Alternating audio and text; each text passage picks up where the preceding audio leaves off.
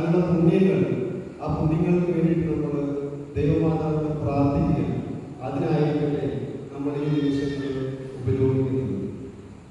നമുക്കറിയാമല്ലോ, ഭൂമിയിൽ വെച്ച് ഇത്രയധികം ദൈവകൃപ ലഭിച്ച മറ്റൊരു മഹനീയ വ്യക്തി ഉണ്ടോ എന്ന് ചോദിച്ചാൽ ഒരുപക്ഷെ ഇത്രയും ദൈവിക കൃപ ലഭിച്ച, ദൈവഭാഗ്യം ലഭിച്ച മറ്റൊരു വ്യക്തി ഇതിനു മുമ്പ് ഉണ്ടായിട്ടുണ്ടോ എന്ന് ചോദിച്ചാൽ ഒരുപക്ഷെ ഇത് ഉണ്ടാകുമോ എന്ന് ചോദിച്ചു കഴിഞ്ഞാൽ നമുക്കൊരൊറ്റ ഉത്തരം മാത്രമേ ഉള്ളൂ. ഇത്രയും ദൈവിക കൃപ ലഭിച്ച മറ്റൊരു വ്യക്തി, മറ്റൊരു മകനീയ വ്യക്തി ഇനി ഉണ്ടാകാനായിട്ട് സാധ്യതയുണ്ട്. കാരണം നമ്മുടെ സ്വർഗത്തെ തന്നെ ഭൂമിയിലെത്തിക്കുവാനായിട്ട് അവതരിച്ച, നമ്മുടെ സ്വർഗത്തെ ഭൂമിയിലെത്തിച്ച ഒരു മഹനീയ വ്യക്തിയാണ് നമ്മുടെ മാതാവ്.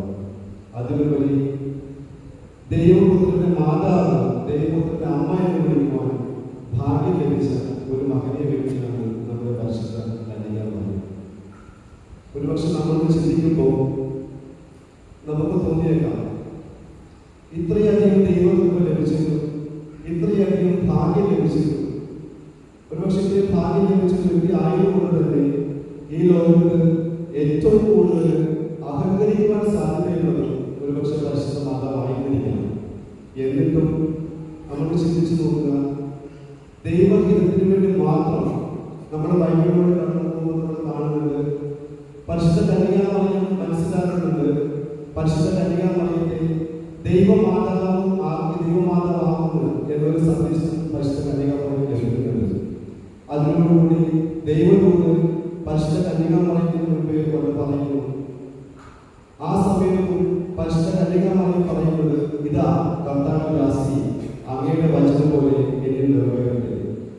ഒരുപക്ഷെ ഇങ്ങനെ മാതാവ് പറയപ്പെടുമെങ്കിൽ മാതാവ് അറിയാം, ഞാനിങ്ങനെ ദൈവഹിതത്തിൽ ജീവിക്കുമ്പോൾ, ദൈവഹിതം അനുസരിച്ച് ജീവിക്കുമ്പോൾ ഇനിയുള്ള എൻ്റെ കാലഘട്ടങ്ങളിൽ, ഇനിയുള്ള എൻ്റെ ജീവിതത്തിൽ നന്മകൾ മാത്രമല്ല വരുന്നത്, ദുരിതങ്ങളുടെ ഒരു പരമ്പര തന്നെ കുറഞ്ഞു വരുന്നത് ഒരുപക്ഷെ മാതാവിനായിരിക്കും. കാരണം നമ്മൾ ബൈബിളിലൂടെ പോകുമ്പോൾ പിന്നീട് മാതാവിന്റെ ജീവിതത്തെ കുറിച്ച് നമ്മൾ ചിന്തിക്കുമ്പോൾ നമ്മൾ അറിയുന്നത് അതിനുശേഷം മാതാവിന്റെ ജീവിതത്തിൽ ഒരുപാട് ദുരിതങ്ങളും സങ്കടങ്ങളും ഒറ്റപ്പെടലുകളും കുറ്റപ്പെടുത്തലുകളും ഒക്കെ വന്നു പോകുന്ന ഒരു കാലഘട്ടങ്ങളാണ് പിന്നീട് മാതാവിന്റെ ജീവിതത്തിൽ ഉണ്ടാകുന്നത്. പക്ഷേ ഇതെല്ലാം ദൈവത്തിന് നിറവേറട്ടെ എന്ന് ആത്മാർത്ഥമായി പ്രാർത്ഥിച്ചുകൊണ്ട്, ആത്മാർത്ഥമായി ആഗ്രഹിച്ചുകൊണ്ട് പരിശുദ്ധ കന്യകാമാതാവ് ദൈവത്തിന് വിധേയമായി ജീവിക്കുന്ന ഒരമ്മയാണ് നമ്മുടെ പിന്നീട് കാണുന്നത്. സഹോദരങ്ങളെ, ഇന്നീ നിമിഷം ഞാൻ ഈ ദൈവമാതാവിനെ കുറിച്ച് ചിന്തിക്കുമ്പോൾ, ധ്യാനിക്കുമ്പോൾ എൻ്റെ മനസ്സിലൂടെ കടന്നു പോകുന്നത് 3 പ്രധാനപ്പെട്ട ചിന്തകളാണ്. ഒന്ന്, മറ്റുള്ളവരുടെ സങ്കടങ്ങളിൽ പങ്കുചേരുന്ന ഒരു പരിശുദ്ധ കന്യകാമറിയം. നമ്മൾ ബൈബിളിലൂടെ കടന്നു പോകുമ്പോൾ കാണുന്നത്, കാനായിലെ കല്യാണ വീട്ടിൽ വെച്ച് വീതി തീർന്നു പോയപ്പോൾ ആ സങ്കടത്തിൽ പങ്കുചേരുന്ന പരിശുദ്ധ കന്യകാമാതാവ്. എലീശാമ്മ ഗർഭിണിയായ വിവരം കേട്ടപ്പോൾ തന്റെ ആരോഗ്യം പോലും അവഗണിക്കാതെ ആ എലീശാമ്മയ്ക്ക് വേണ്ടിയിട്ട് സേവനങ്ങൾ ചെയ്യുന്ന പരിശുദ്ധ കന്യകാമാതാവ്. പിന്നീട് നമുക്ക് കാണാൻ സാധിക്കുന്നത്, ആരോടും ഒരു സങ്കടവും പറയാത്ത, ആരോടും ഒരു പരാതിയും പറയാത്ത ഒരു പരിശുദ്ധ കന്യകാമാതാവാണ് കാണുന്നത്.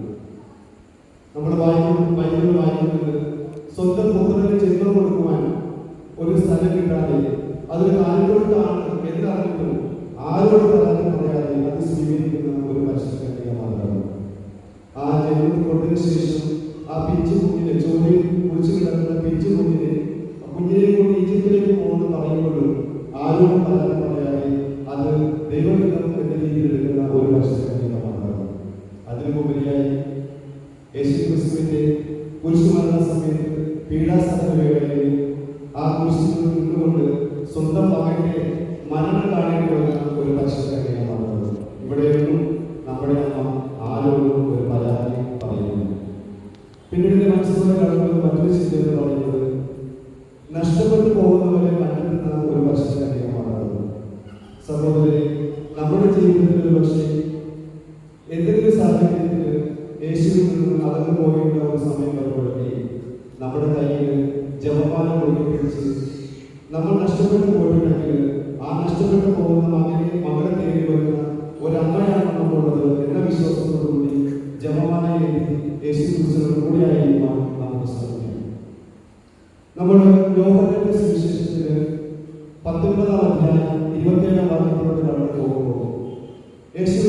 കുരിശുമരണ സമയത്ത് മകന്റെ മരണം കണ്ട് കുരിശിൽ കിടക്കുന്ന മകനെ കണ്ട് സങ്കടപ്പെട്ടിരിക്കുന്ന അമ്മയെ നമ്മൾ കാണുന്നത്. ആ അമ്മയുടെ കൂടെ നിൽക്കുന്ന മറ്റൊരു വ്യക്തി നമ്മൾ കാണുന്നത് യോഹന്നാൻ. അന്ന് യേശു ക്രിസ്തു കുരിശിൽ കിടന്നുകൊണ്ട് മാതാവിന് പറയുന്നത് ഇതാ നിന്റെ പുത്രൻ, യോഹന്നാനോട് പറയുന്നത് ഇതാ നിന്റെ അമ്മ. പ്രിയ സഹോദരങ്ങളെ, ഇന്ന് നമ്മുടെ മുമ്പിൽ യേശു ക്രിസ്തു നമ്മളോട് പറയുകയാണ് ഇതാ നിന്റെ അമ്മ.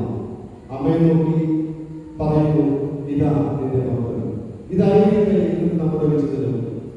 നമ്മുടെ ജീവിതത്തിൽ നമുക്ക് എന്ത് സങ്കടം വന്നാലും നമുക്കൊരു മാതാവുണ്ട്, നമുക്കൊരു അമ്മയുണ്ട് എന്ന വിശ്വാസത്തിൽ ആ ജപമാനം മുറുകെ പിടിച്ചുകൊണ്ട് മാതാവിൻ്റെ കൂടെ നമുക്ക് സഞ്ചരിക്കാം. അതിനായി സർവശക്തനായ ദൈവം നമ്മൾ ഓരോരുത്തരെയും അനുഗ്രഹിക്കട്ടെ എന്ന് പ്രാർത്ഥിച്ചുകൊണ്ട് പിതാവിൻ്റെയും പുത്രൻ്റെയും പരിശുദ്ധാത്മാവിൻ്റെയും നാമത്തിൽ